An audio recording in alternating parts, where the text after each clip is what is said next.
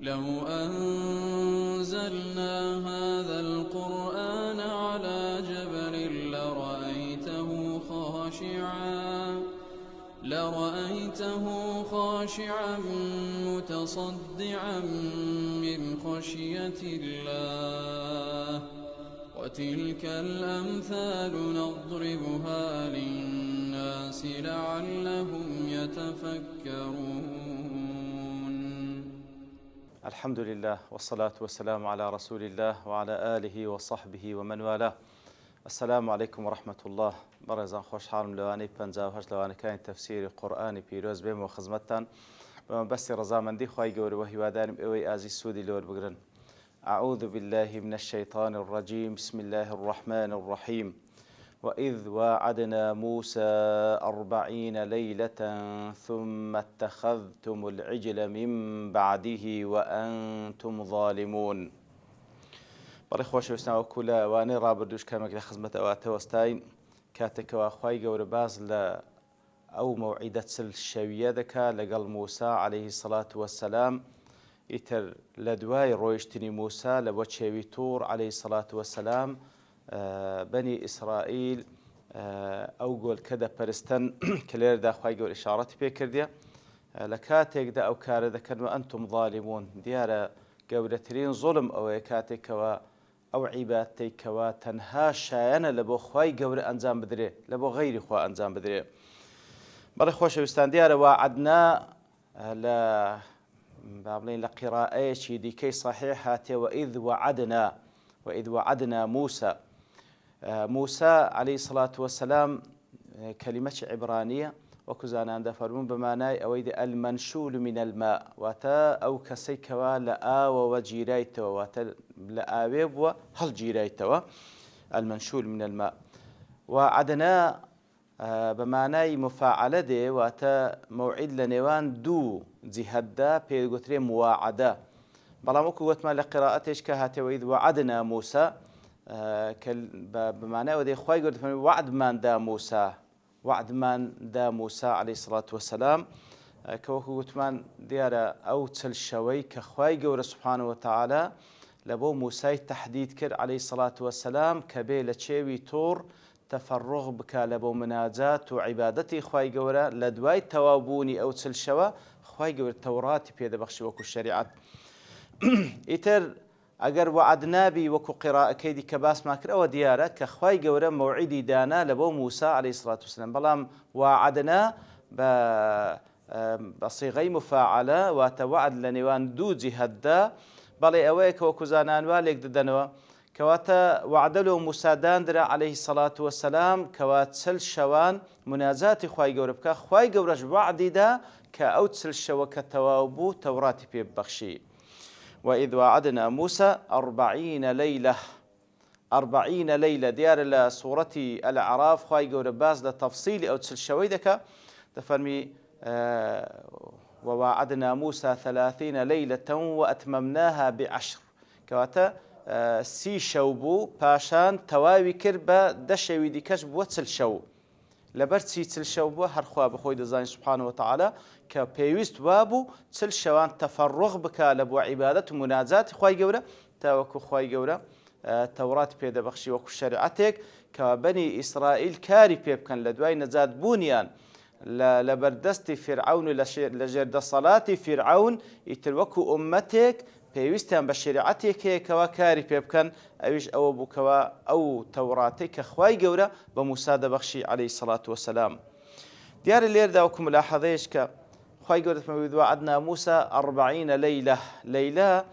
واتە چل شەو. دیارە بە حساباتی شەرعی زیاتر بەڕاستی حساب لەسەر شەو دەکرێ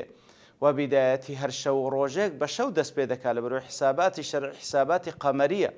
حساباتی شەمسی حساباتی بابن شەو ڕۆژ لە ئیسلامدا لە شریعەتی ئیسلامدا حساباتی قەمەریە. حساباتی قەمەریش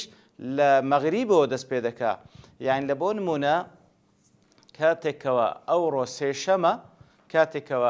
سێشەمە ئەوڕۆ لە ڕۆژەکەینە لە بۆ ئێوارێ ئێمە کە دەگەینە مەغریب سێشەم کۆتایی پێدێ لە مەغریبەوە چارشەم دەست پێ دەکات. لە مەغریبەوە چارشەم دەست پێ دەکات. ئەو حساباتی قەمەریە حسابات الشرعيش بحسابات قمرية لبر أوش والله أعلم وكزانان دفرمون لشرع دا حساب قمري دكرينك حساب شمسي وكو حساب ميلادي لبر أوي براستي كاتك وشو دادي إنسان دكريت تحديدي أو يبكى كوا أما لتسندمين روجين لو ما نجي بلام بروش كاتك و استال حسابات ميلادي بروش حساب دكريتن لدوازدەی الشەو لە بۆ دوازدەی شەوی ڕۆژی دواتر ئیتر کاتێکەوە بە ڕۆژ حساب دەکرێتن لەو حاڵەتەی ئینسان هەر ڕۆژێک تەماشای ڕۆژ بکاتن ڕۆژ وەکو خۆیتی یعنی ناکرێت تەحدیدی ئەوەی بکە بە تەماشاکردنی ئاسمان ئەوڕۆ لە چەندەمین ڕۆژی مانگدا دەژێن بەڵام لە حساباتی قەمەریوە نییە کاتێکەوە کەسێک شارەزایی هەبی لە حەزمی مانگ ئەوە دەکرێت کە بەس تەماشای مانگ بکات دەزانی ئەوڕۆ چەندەمین شەوە لەو مانگی کەوا تێیداینە والله أعلم ئیتر حساباتی شرعي حسابات قمرية بركاتك دفرمي أو تسر روجي ياخذ أو تسل شويك موسى عليه الصلاة والسلام أواني بجيهشت لو أويك مناجات بكاو تاوكو خواي قورا سبحانه وتعالى توراتي بيبخشي ثم اتخذتم العجل من بعده ثم لبو ترتيبي بابن التراخي رتبية واتا لدواي أويك موسى عليه الصلاة والسلام أواني بجيهشتيا أوان تيان كلو فترة اتخذتم العجلة اتخذتموه ماذا اتخذتم العجلة إلها كواتا أوان أو عجل أو قول كيان بارستراو بريارداو عبادتيان لو أنزام دا سبحان الله يتروكو تفاصيلي أو بابتا خواهي يقول لزيقايد كباسي كرده لبون من لسورة الأعراف لسورة طه يتر أوابك بني إسرائيل كاتكوا حتى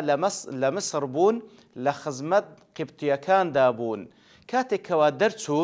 كاتكوا درسون لمصر ديارا لقل خويان اوي كوا بدستيان داهات اوي كوا دستيان قيشتي لزيرو زيوي مصريكان هركسو لو مالكوا اشتدا ذكر هناي لقل خوي طبعا هو كاريق بموسى عليه الصلاة والسلام فرماني بينا كردينا وەکو باز دەکرێتن بە تەکید لە خۆیانەوە ئەو کاریان کردیە ماڵێکی حرامە هینایەتیان لەگەڵ خۆیان باعتیبار وەکو غەنیمەیەکی هینایەتیان مع العلمەوە غەنیمە نییە بە هەر حاڵ کاتێکەوە لەگەڵ خۆیان هیان لە دوای ئەوەی کەوا بە چاوی خۆیان ئەو قەزیەیان دیت لە ناوچوونی فرعون وەکو موعجزەیەکی گەورە خوای گەور نیشانیدان و ئەنتم تەنظڕون بە چاوی خۆیان دیتیان ئەو بەحرە لە بۆیان شەق بوو پاشان فرعون جێشەکەی هاتنە ناوی و ئەوجا لە پێش چاویوان فرعون غەرق بوو بەخۆ و بەجێشەوە ئیتر لە دوای ئەوان ڕۆیشتن بەرەو بەیت المەقدس دیارە لەو فترەیەدا کە موسى عليه الصلاة والسلام ئەوان بەجی دێڵی کە دەسی لە بۆ مناجات شەیطان لەو دەرگایەوە لێیان دێتە ژوورێ ئەو زێڕوزیوەی کە پێتانە شتێکی حرامە مالی خۆتان نێ پێویستە بە شێوەیەک لە شێوازەکان لێی خلاص ببن ئیتر کەسێکیان لەناودا بە ناوی سامیری وەکو خوای گەور سوبحانه وتعالى لە سوورەتی طه باسی دەکاتن سامیری ئەویش لە قەومی بەنی ئیسرائیلی بووە باعتیبار یەک بووە لە ئەتباعەکانی موسى عليه الصلاة والسلام بەڵام دیارە کەسێک بۆ ئەو ئومەتەی بە فیتنە بردیە کاتێکەوە ئەوان خەمی ئەویان بۆ ئەو زێڕەی کە بردیتیان چی لێ بکەن ئەویش ئیقتراحی ئەوەی لۆ کردینە بینن هەمووی کۆبکەنەوە لە جێگایەک هەمووی کۆبکەنەوە لە جێگایەک و بیسووتێنن کاتێکەوە دەیسووتێنن ئیتر لەسەر هەیئەتی گۆلکێک لە بۆیان دادەڕێژی و گۆلکێکی لێ دروست دەکرێت ئەو گۆلکەش وەکو زانان دەفەرمون بە شێوەیەکی وا دروستی کردووە بە زانایانە چەند کونێک تێدا کەبا لەلایەک دەهات و بەناو گۆلکەکەدا تێدەپەڕی دەنگێکی لێ دروست دەبوو لە خوار ئیتر سامیری گوتی هذا إلهكم وإله موسى فنسي سامیری لێرەدا ئیستیغلالی ئەو حاڵەتەی کرد گوت تەماشاکەنەها ئەوە گۆلکەشی احتیادی نییە گۆلکێکە لە زێڕە و هەروە دەنجی لێوە دێ ئەوە خوا و پەرستراوین گۆ و خوا و پەرستراوی موساشە والعیاذ بالله فنسیە بەڵام موسى ئەوەی لێرە لەف کرد چۆ لە چێوی توور مناجاتی خوا بکە والعیاذ بالله ئیتر بەو شێوەیە هەڵی خەڵەتاندن و ئەو عیجل و ئەو گۆلکەیان بەخوایەک وەرگرت و عیبادەتیان لە بۆ ئەنجامدا طبعا پێشەوەی کەوا ئەو گۆرکەش بپەرستن وەکو خوای گەور لە سوورەتی الأعراف باز دەکاتن کاتێک ئەوان لە نەجاتیان بوو لە دەست فرعون بە چاوی خۆیان دیتیان فرعون بەو شێوەی لە ناو چوو وەکو معجزە خوای گەور کە نیشانیدان خوای گەور سبحانه وتعالى دەفەرمێ وجاوزنا بني إسرائيل البحر فأتوا على قوم يعكفون على أصنام لهم قالوا يا موسى اجعل لنا إلها كما لهم آلهة. دەڵێ کاتێکەوە لە بەحرەکە پەڕینەوە و لە دوای غەرقبوونی فیرعون ئیتر ڕۆیشتن لەگەڵ موسا عەلەیهی سەڵات وسەلام بەلای قەومێکدا تێپەڕین ئەو قەومە بت و سەنەمیان هەبوو دەیان پەرست دەڵێ ئەوانش گوتیان ئیجعل لەنا ئیلاهن کەما لەهم ئالیها، هەروەکو ئەوان پەرستراویان بە چاوی خۆیان دەبین و لە پێش چاوی خۆیانە و دەیپەرستن دەی ئەتوش شتێکمان لۆ دروست کە وەکو پەرستراوێک کە ئێمەش بیپەرستین. ئیتر سبحان الله وەکو زانایان دەفەرمون لێرەوە جا بەڕاستی تەقلید سەری هەڵدا کە کەوتە ناو دینیش کەوتە ناو دین ئیجعل لەنا ئیلاهن کەما لەهم ئالیها، کە بەڕاستی تەقلید کاری کەسێکە کەوا بخۆی بێمەنهەج بی، کەسێکە کە هیچی پێ نەبی، بە تایبەتی لە مەسایلی ئیعتیقادی کو تەقلید دەکەی. یعنی بەڕاستی زۆر شتەیە زۆر جار ئینسانی مسلمانیش دەکەوتە ناوی خۆی دەشوبهێنێ بە جوولەکە و بەدیان کو ئەوان فلانەشت دەکەن ئێمەش با فلانەشت بکەین. بەڕاستی ئەوە غەڵەتە. ئیجعل لەنا ئیلاهن کەما لەهم ئالیها، ئەوە قەولی بەنی ئیسرائیلە. ئیتر وەکو با بڵێن لەطیفەیەک کە دەجێڕنەوە دەڵێن کەسێکی یەهودی لە دوای ئەوەی کەوە فتنە دروست بوو لە زمانی ئیمامی عوثمان و ئیمامی عەلی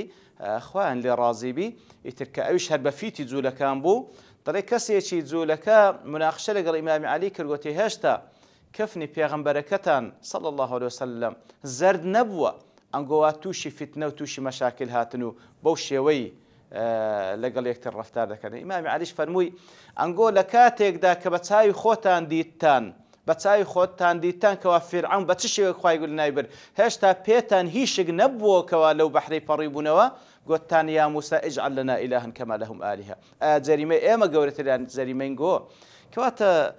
فعلا بەو شێوەیە یعنی بەڕاستی ثم اتخذتم العجل وەکو ئەو ثمەیە گوتمان بۆ تەراخی ڕوتەبیە، بەڕاستی شتێکی زۆر ناپەسند و قەباحەتێکی زۆر گەورەیە. ئەو هەموو موعجزێ بە چاوی خۆیان ببینن ئەو جا بێن گۆلیکێک بپەرستن کاتێکەوە سامیری بتوانی هەڵیان بخەڵەتێنی. ثم اتخذتم العجل من بعده أي من بعد موسى، لە دوای موسا عەلەیهی سەڵات وسەلام یەکسەر گۆلیکەچیان پەرست لەگەڵ ئەوەشکەوە موسا عەلەیهی سەڵات وسەلام ئەو هەموو هەولەی لەگەڵیاندا بوو و هارونی براشی بەجێهێشت بوو لە ناویان. هارونی براش بەجێهێشت لە ناویان کە تاوەکو ئیرشادیان کە بەڵام دیارە ئەو تەئسیر و کاریگەریەی کەوا موسا هەی بۆ عەلەیهی سەڵات وسەلام بەو شێوەی هارون نەیبووە لۆیە ئەوان لە غیابی موسا ئەو ئینحرافەیان کرد و هەرچەندە وەکو لە سوورەت تاها خوای گەورە دەجێڕێتەوە هارونیش نەسیحەتی کردن و ئیرشادی کردن و هەوڵی دا ڕێگریان لێ بکە، بەڵام قالوا لن نبرح عليه عاكفين حتى يرجع إلينا موسى. گوتیان نەخێر ئەمە هەتا وەکو موسا دەگەڕێتەوە بەردەوام دەبین ئیعتیکاف دەکەین لەسەر عیبادەتی ئەو گۆلکە والعیاذ بالله.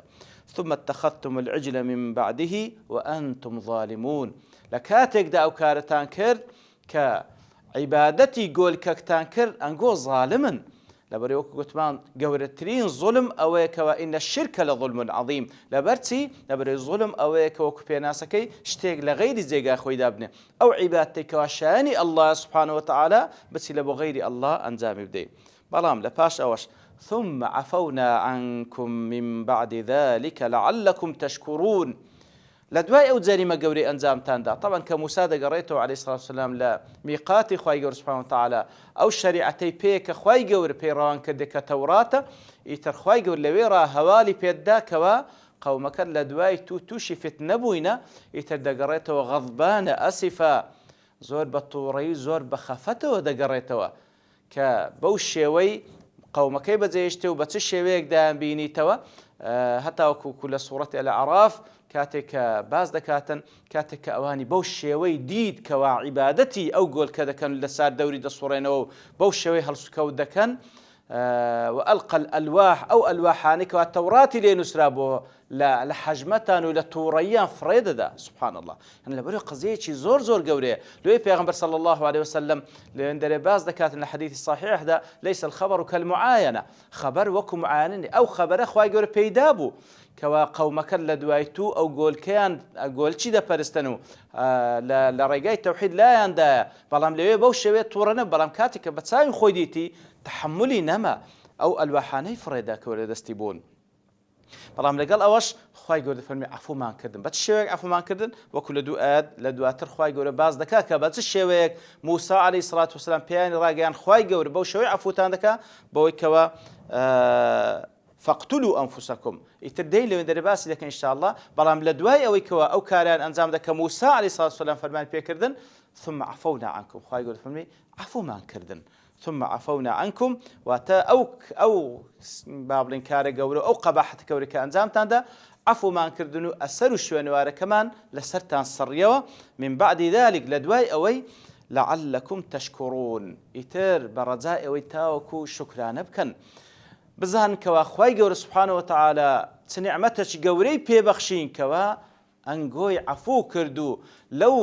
لەو قەباحەتە گەورەی کە ئەنجامتاندا خوای گەورە سبحانه وتعالى لێبوردنی خۆی پێتان بەخشی. بەڵام ئایا شکرانەی خوای گەورە دەکەن سبحانه وتعالى ئایا لە دوای ئەوە واز لە قەباحات دەینن وەکو خوای گەورە باز دەکات لە دواتر؟ دیارە نەخێر بەردەوام دەبن هەتا وەکوا لێدێ مستحق دەبن بۆی کەوە ئەو ئەفضەلیەتەی کە خوای گەورە پێیانی بەخشی بوو خوای گەورە لێیان وەرگریتەوە. ئیتر لێردا لەبەر تەوابوون کات دەوەستین ئینشاء الله تعالى لەوانەی داهاتوودین و خزمەت ئاەتەکان و زیاتر